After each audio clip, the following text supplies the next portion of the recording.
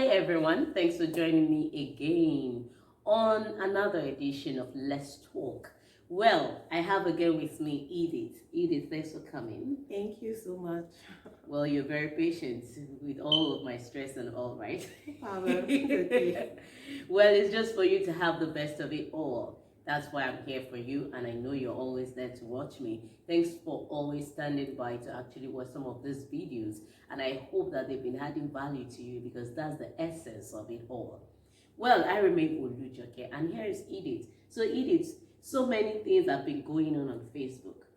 Accepting friends. I've accepted some friends where, in fact, I even accepted a lesbian. Really, yeah. The lady sent me a message, and then I accepted her. Then the next thing we started talking, I thought, oh, okay. The message, I just accepted the lady. She's a white lady, and then the next thing she just started asking, "Do you do girls?" I was like, "Wow." She said, "I like girls. I do girls. I like you and all." I was Really? like, "Wow, this is serious." Immediately, I blocked her. Really, I blocked her. And there was a time too that I accepted a friend's request, and you know, the next thing this guy was just showing me all sorts of dirty things, his body parts. In fact, I was on the train with a guy, and then the guy, you know, I asked the guy the routes on how to get to where I was going to, and then the next thing, I don't know, we sat by us together. So maybe while I was going through my phone, he saw it. I was like, I would advise you to delete that thing and unblock the person. Oh my God. You know, very young guy like that. He told me that. I said, really, before you say it, I've done it. So I'm being skeptical about accepting people. And then there are so many other things that we do not know that is going on Facebook precisely. So what's your take? Well, I want to say, first and foremost, in this time and age, the whole health is really a global village because of Facebook, Twitter, Instagram, and all the rest. And I want to say also that there are a lot of dangers. Even in as much as we look forward to trending with our careers and we get to really accept people so that we could have a lot of friends. It's dangerous though, but we'll still have to do it. And in trying to do it well and very properly, there are some things that you have to look into properly before you start accepting people as your friends, especially when you don't know them one-on-one, or they were not in the institutions you attended, they are not members of your club or your workplace. You have to really look at one or two things. And I'm specifically going to say the first thing you look at is the dates on the Facebook page, because that cannot be manipulated. The day the person came on Facebook could really help you to know if this person is genuine or if this person is legit or illegit. Because a lot of people open Facebook pages to kind of defraud others or do some certain things that are not legit. And you find that such Facebook pages were recently opened, and those people does not have much followers. And those people cannot categorically state who they are. Their status is almost nothing there. You know, when you see such, you know that, oh, this is not person you should accept to be your friend on Facebook. But when you open a Facebook page that is very, very robust, and this Facebook page has been on for quite a while, and you know, you look at the person's background, the status, and you kind of put one and two together. I'm not saying that you will always be correct, but to a great extent, it can help you to streamline or to scream out very irresponsible people from your Facebook page. Yeah, that's actually very right. Yeah. You know, but some people get, you know, the way Facebook does it is friends you may know. So because I'm friend to you, and then definitely My friend. Yes. So people just feel, oh, they can just send you a message. So with that, if you now see though, this person is a friend to my friend, and you feel it's right for you to accept, is it, how would you say that? Is it right? Because the person is a friend to your friend or something like that? Well, first and foremost, it has to do with your Facebook goal. Some people just want to sell products through their Facebook, and then they can accept any person, anybody from anywhere in the world, so long as they make their sales. Depends on your purpose of having a Facebook page. But if your purpose is the other way around, I think you have to really screen them, and if they don't fall into the category that you want for yourself, you could just not accept them. Or if you have already accepted them, before you begin to find that those people, them, right? These people are into some kind of shady stuff, you just block, you just unfriend. In fact, let me tell you, there was a time too I received a friend request from someone, and as soon as I accepted that person, the next thing I saw was a ritual. The person is advertising ritual. Like, okay, this is what the person is doing. We call it babalawo. I've seen that before. I've seen that before. You see the ritual ground, the person wearing, designed, and all. I was like, God. What? Immediately, I unfriended the person. Really. And another thing is, when you friend some people on Facebook, initially you might not know the kind of person they are, but from what they say and what they post, you kind of know who they are. Because some time ago, I realized that I had a friend on Facebook that was always talking about Jesus in the wrong perspective. Wow. And there was even a time that he brought out a picture of Jesus being into some, I don't want to mention that, you understand what I'm saying? So what I did was I just blocked that person straight and unfriend the person. And that was it. So you have to make your Facebook page very healthy. And you have to make it healthy, and for you to make it healthy, you have to really work on it. You have to give it time and know the kind of people that you have. I'm not saying you're going to know everybody. Like for me, I have like about 4,000 plus followers.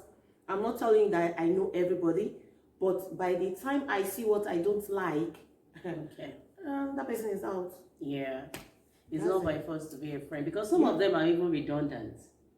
So redundant. They don't even nothing of value. They just want to be somewhere. Let me just hang myself somewhere and all. But sometimes too, of course, is an avenue where we get to be socially alive. Yeah. But while you're trying to be socially alive, you also have to use your brain. In the aspect whereby I find people get married, like you said on Facebook, but you see you get a lot of Facebook love messages. I love because of your looks, because they've seen your picture and they feel, oh, I'm going to die there. I'm not saying that. Some people have actually got married through Facebook, and I know that we have seen people like that. But I also want to let you know that a lot of things on Facebook are fake. I've seen somebody that was, talking to somebody on Facebook, and by the time they eventually got to meet, this lady was actually talking to an underage. Whoa. So we really need to be careful. Not all that glitters is gold, Yeah. Now, basically, the social media. Exactly. A lot of the pictures you see on Instagram, the Snapchat, and all of that, the Gucci, and all that. That's it. Why is it that people list a picture when they're looking good? Exactly. Why not? Do you ever see? Do you ever see somebody taking a picture of him or herself when she's crying or when things are down? No. You always see things flashy, and all you want to do is, oh, I want to get this stuff. Oh, I want to be with this person. Oh, I want to be with this person because this person has this. Now, that is wrong. Social media is something that can easily mislead you, especially when it comes to relationship. You have to be really, really careful. Some girls have lost their life through social media. They met men on social media and they decided to go see this man. There was an issue like that the lady recently died. Yes. That was in New Jersey. Wow. Yes. She went to see the man in New Jersey, and the man eventually killed her and buried her in a shallow grave in his backyard. Wow. So we need to be very, very careful. Even in Nigeria, a lot of such news we have had. What about the there was one that actually went viral. It was Cynthia. Yeah, the daughter of this of military man, right? Yes, that she. We also saw her own was very, very pronounced, really, but it still did stop people. It still didn't deter people. But I really want to talk to teenagers on this. A lot of teenagers are just getting misled on this. Please, please, please. you're talking to somebody on social media, let someone else know about it. Yes.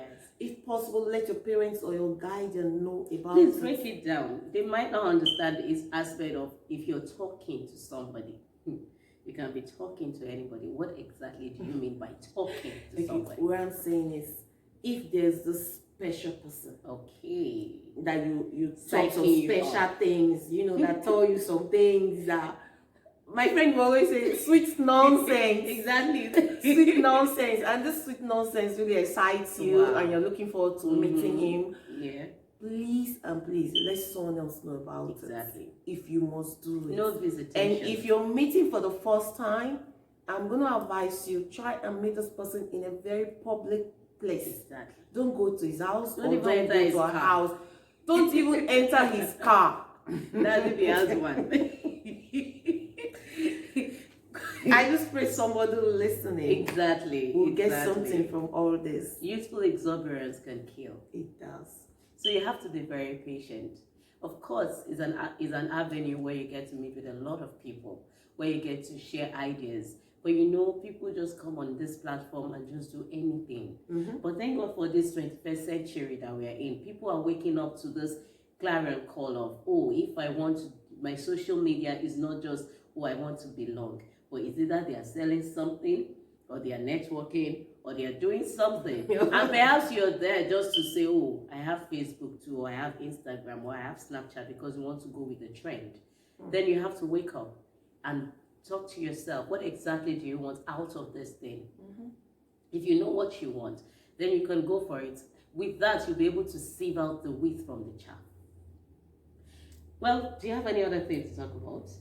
Well, I really don't have any other to talk about, but let me quickly add this. That this social media is something that we're supposed to use to get a better version of ourselves. Yeah. If you have a social media, you could do something better.